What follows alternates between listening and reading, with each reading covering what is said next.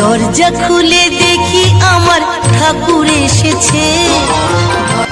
Hi guys, এটা আমাদের বাড়ির পূজা, সবার পূজা। এখানে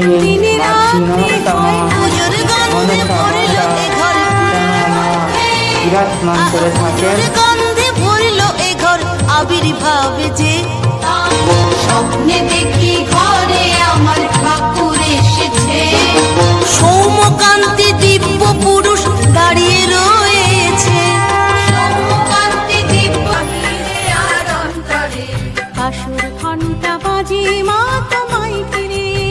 এই যে আমরা সবাই পূজা দিতে বেরিয়েছি, আপনারাও আসুন, পূজা উপভোগ করুন।